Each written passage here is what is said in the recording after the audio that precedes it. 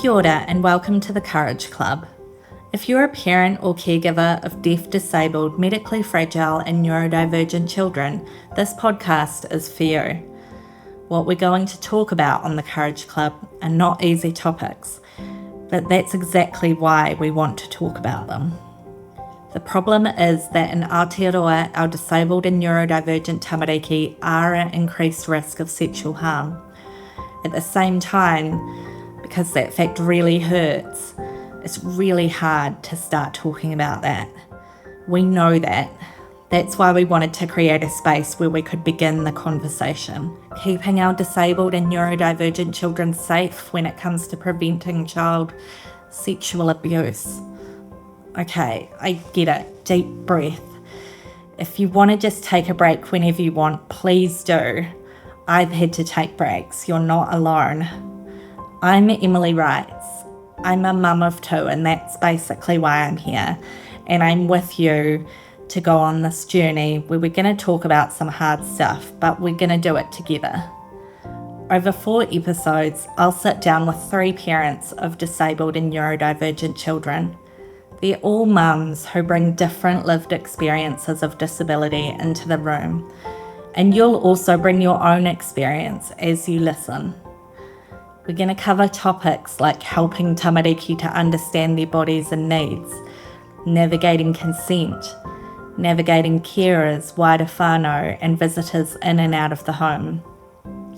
We're going to be building the foundations for our children's positive sexual identity. In a bonus 5th episode, we'll also sit down with 2 knowledgeable advisors who work in this space. They can answer some of the questions we've heard and questions that have bubbled up throughout the conversations. Today, we're going to start simply by naming it. We're going to talk about why it's important to start somewhere, helping our tamariki to advocate for themselves, and also talk about some of our assumptions or ableist narratives that we've found we've had to overcome. The Courage Club has come out of a really clear need, and that is that in Aotearoa, there are currently no spaces where we can have and listen to these conversations. So, this is a beginning. Because it's a beginning, we won't be able to cover absolutely everything in our conversations, but we recognise there's power in starting, and we hope that this is the beginning of many more conversations like this. Most importantly, we've made this for you. You're the ones who care the most, you're the ones who are there the most, and you have told us you need support to have brave conversations. So, welcome to the Courage Club.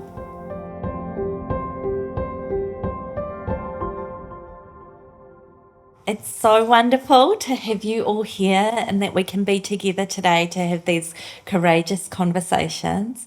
I would love to hear about your whānau. So Kiki, do you want to tell us about your whānau? Yeah, so I live with my 3 kids and my partner and my dogs in Te Awa Kairangi. And my kids are 10, 8 and 2.5.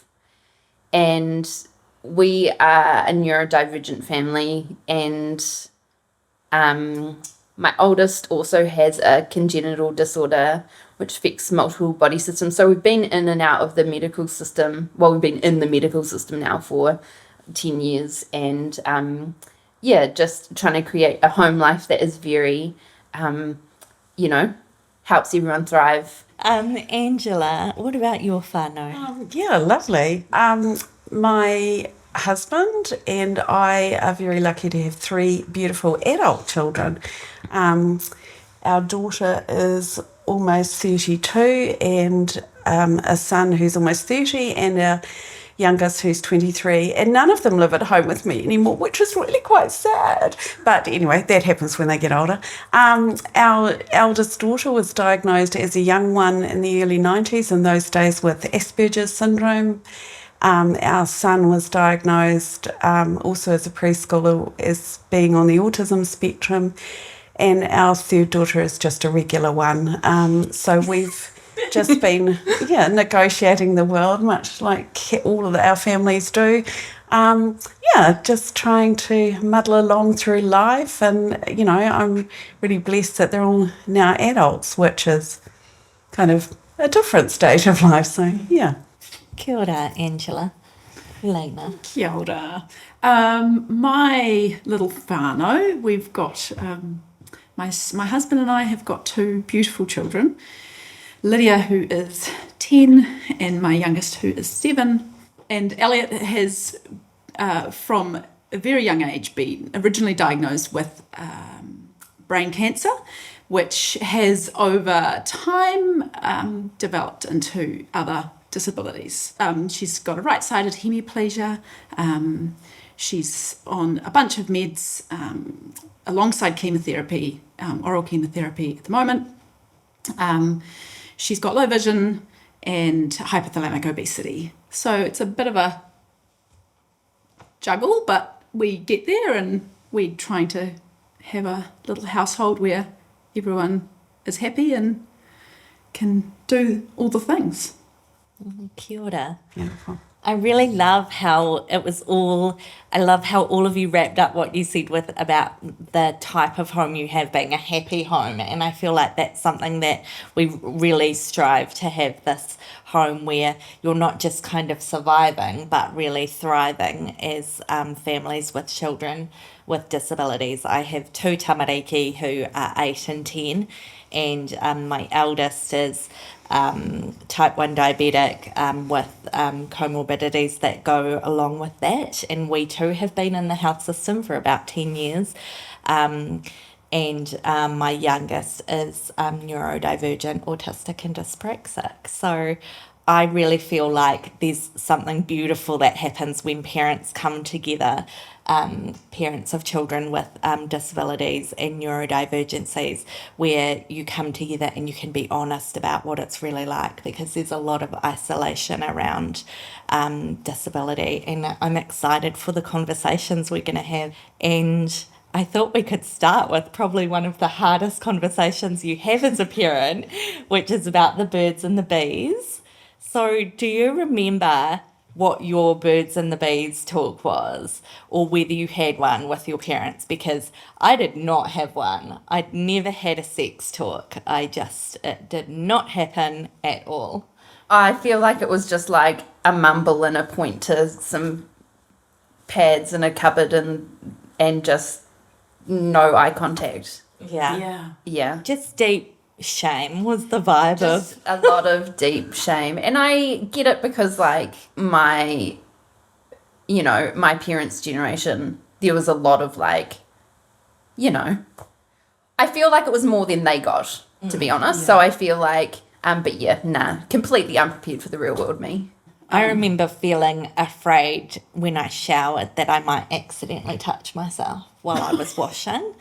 Like, I was literally like, because I was terrified that, and I remember having my period, and a friend had been like, you've got to really wash a lot when you've got your period. Like, periods are very dirty was a message I got very strongly. And it was terrifying. Like, I remember the shame and fear around what is happening with my body. It's so wild. Like, I would never dream of not telling my child what their body parts are. And I don't know how much of that is informed, from our experiences of, her having to go through very medicalized situations and experiences, where her knowing what was going on with her body was so important to her safety. But I think you've really touched on it, especially those of us with medically fragile children, how crucially important it is for them to have an understanding of their bodies, because from a very young age, our tamariki in hospital are having things done to their bodies that have to be done to their bodies. And so I think consent from a very early age was something that I cared a lot about because of my experiences growing up. I wanted consent to be important. But then when you have a child with disabilities, or who is medically fragile, or has very high health needs, it adds this other layer of like, how do I teach consent, and how do I keep my child's body safe when their body is constantly being touched by other people and needs to be, when they have to have medical procedures that they actually can't consent to. And I remember when my eldest was in, he was in hospital so much, but when I would say to them, you need to wake him up and tell him that you're going to do a procedure, a blood test or something like that, and the nurses, at the time were very much like, no, well, just while he's asleep. And I'm like, he will wake up and you will have started, he will be learning that things can happen to him when he's asleep or when he's not conscious or able to consent. And I think, I like to think we all as parents, we are looking at how do we keep our tamariki safe. I think there's like this extra layer when you have a high health needs child, a neurodivergent child, if you have a child with autism. So, thinking about those things of what are all the layers of how I can help him feel that he's in charge of his body, even when it doesn't feel like he is. Yeah. I feel like we're kind of touching on why we think it's so important for us to have these conversations with our tamariki and to name them. What do you think why is this so important, do you think, with our tamariki, our disabled and neurodivergent tamariki? I think it's a respect thing for our children because, they're entitled to have this information about their bodies. However, we might need to adjust the information so they can access it in their own way. And I think for us as parents too, it is a safety thing because, the more knowledge they have of what they like or what they feel comfortable with, that's going to make it so much less likely that perhaps they might get into a situation where some ghastly person could take advantage of them, or even not take advantage of them, somebody who overrides their, perceives that this is what they like without them having the knowledge to express that, no, they don't like this. So, for me, it's about, that they understand who they are and what they need, because then you're less likely to have somebody just, either push them into a scenario that they don't want because, they haven't been taught about it. Yeah, I feel like especially for people and for kids who are visibly disabled, there's this other layer as well in society where they're often like infantilized or like, they're treated as not full complex humans.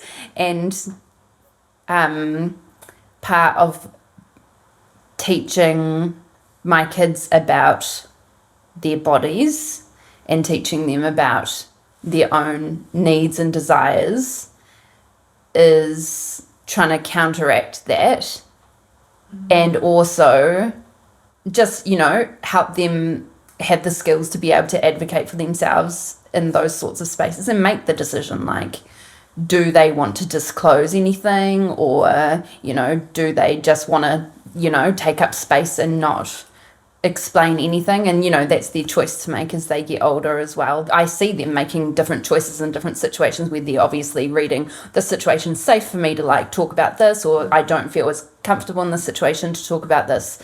So it's really interesting seeing them develop those skills as they're growing older.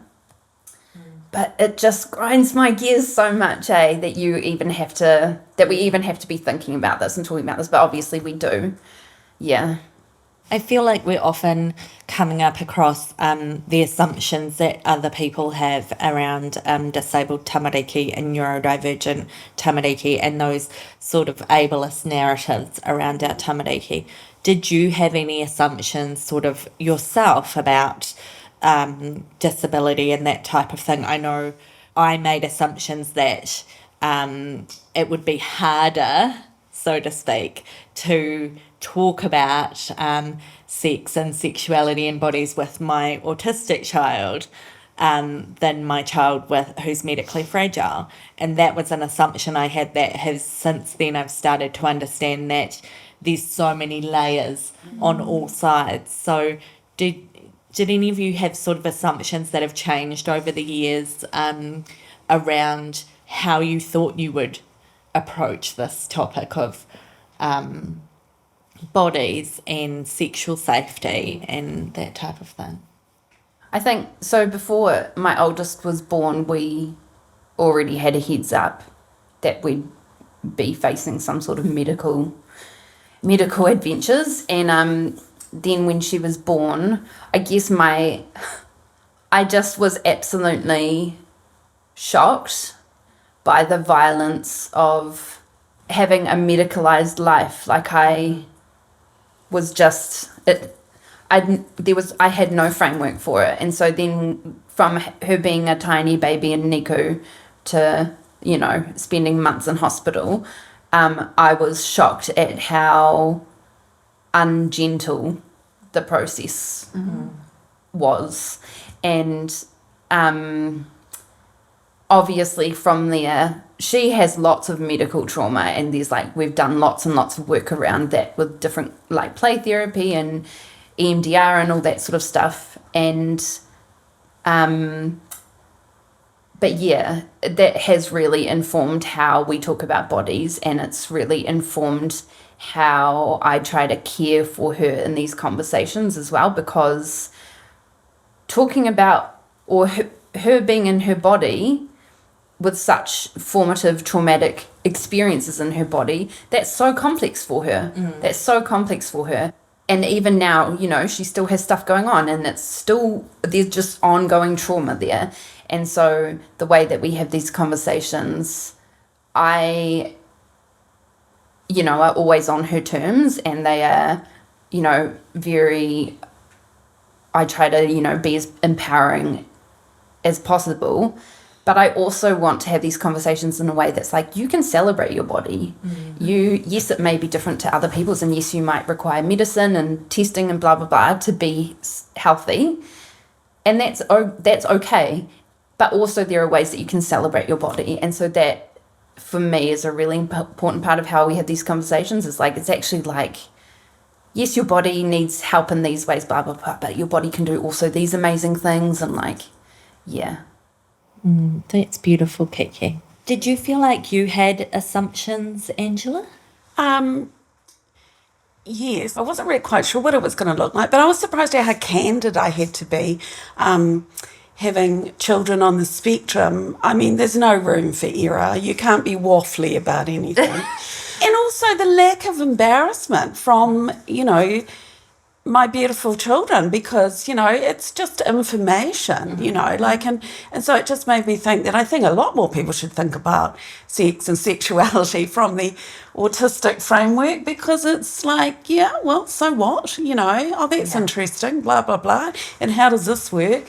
So I think for me it's being really specific about things, which you probably thought you wouldn't have to, teaching a son about wet dreams before they have them. So now if you don't teach them, they'll think they've wet the bed, and that could be quite traumatizing. So, but of course that's giving somebody just the respect again, that they deserve this knowledge in a way they can access, and, it's your role as a parent to make sure that you do your best. And I think, that's almost an assumption that I had around autism, is that my son would want all the facts but it's very hard, I find, to work out what stage they're at, because he's 8 and can tell you, sort of give you a full rundown of the Israel-Palestine conflict, and so sometimes I'm oh, he's so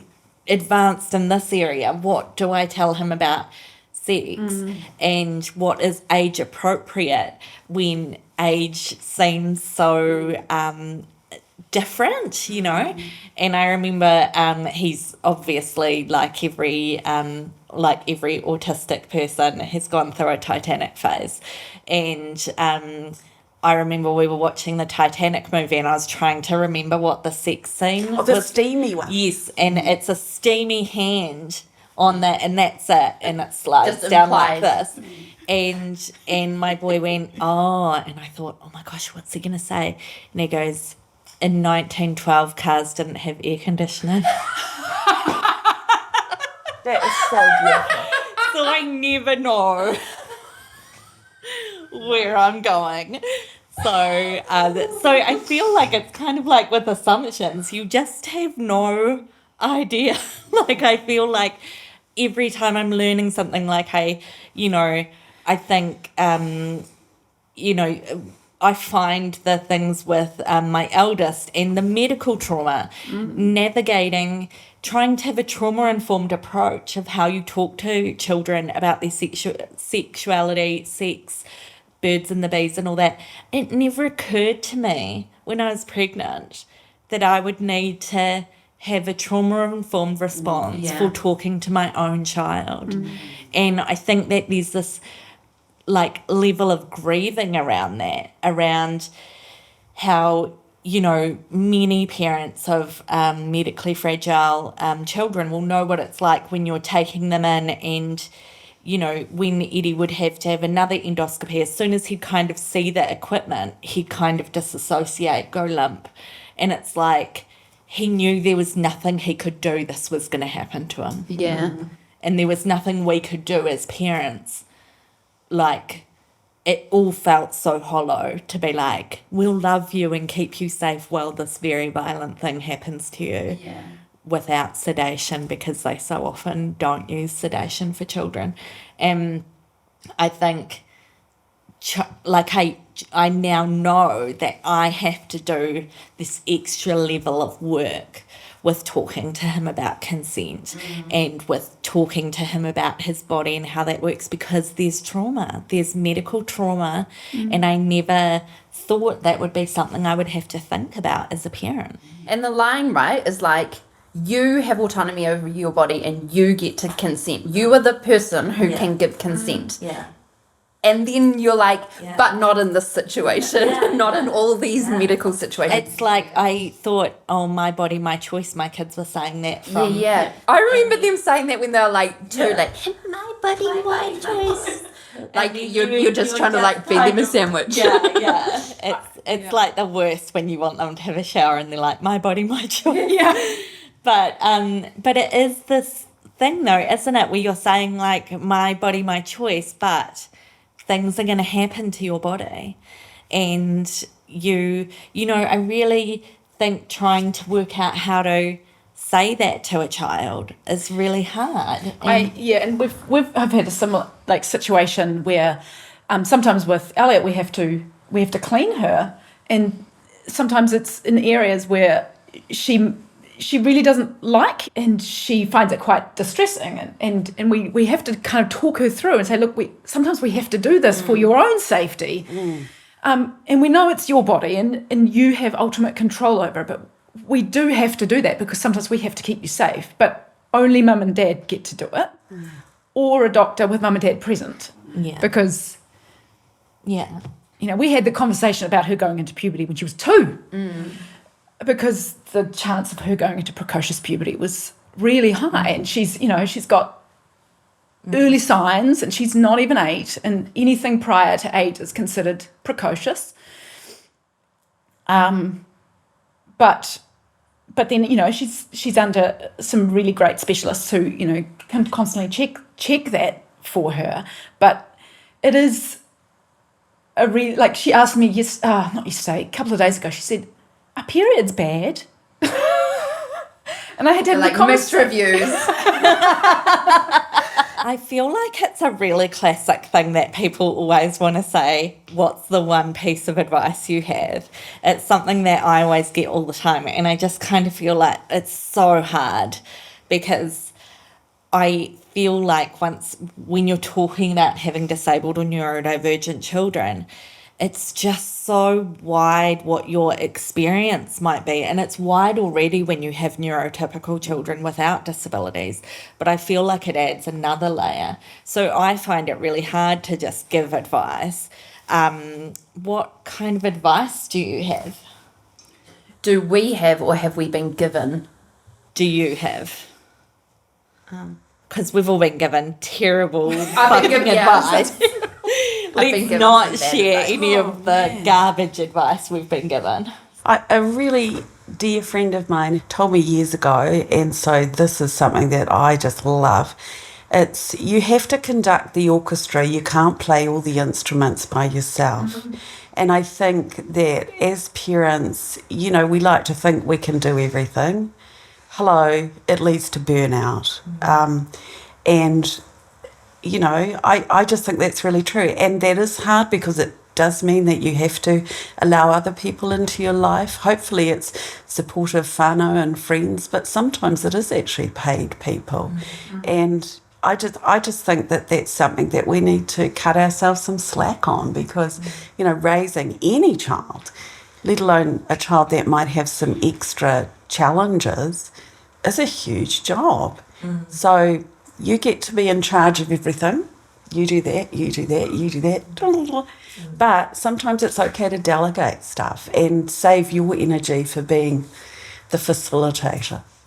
My GP gave me great advice when my oldest was very little. Shout out Dr. Ben. He said, you are the expert in your child's well-being.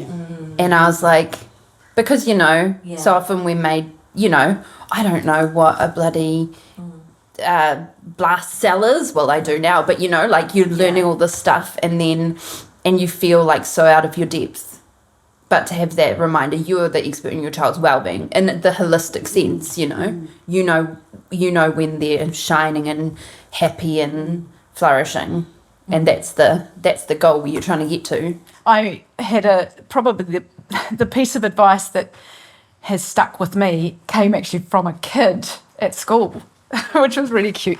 One time when Elliot was playing and she was trying to have a running race. So she doesn't walk very well. She walks with a limp and she can't run very fast. And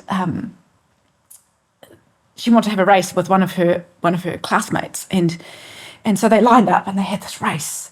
And he deliberately went slowly so that she could get ahead. It was so cute.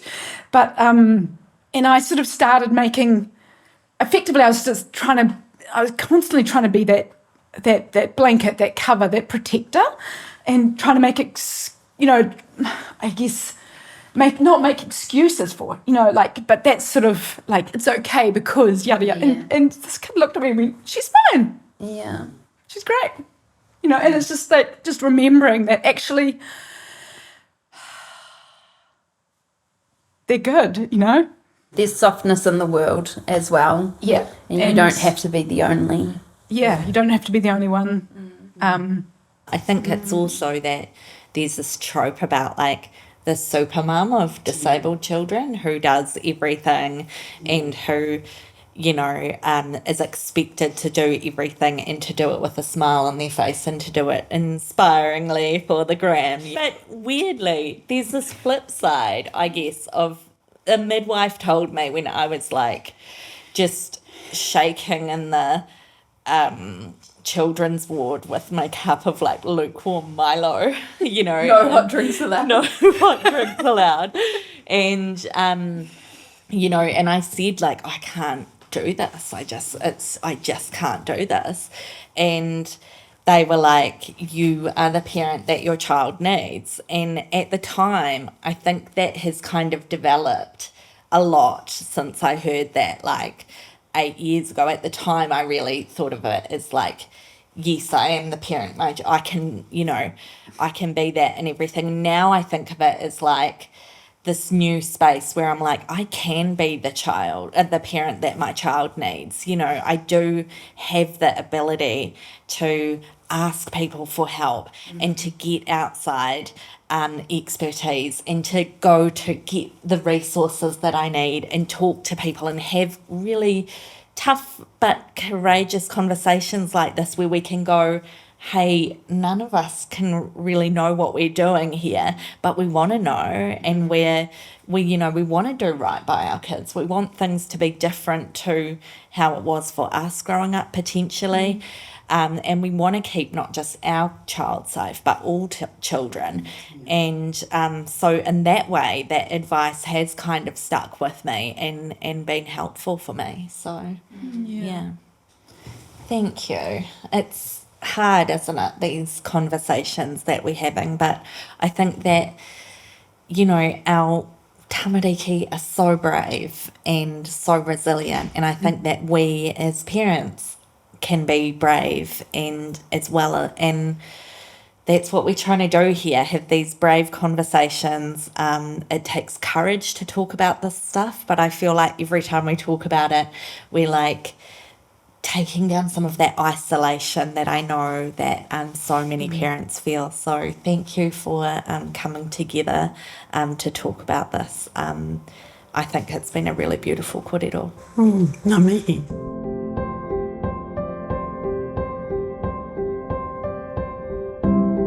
Thanks for listening to the Courage Club. We hope you found something here for you to start a courageous conversation wherever you are.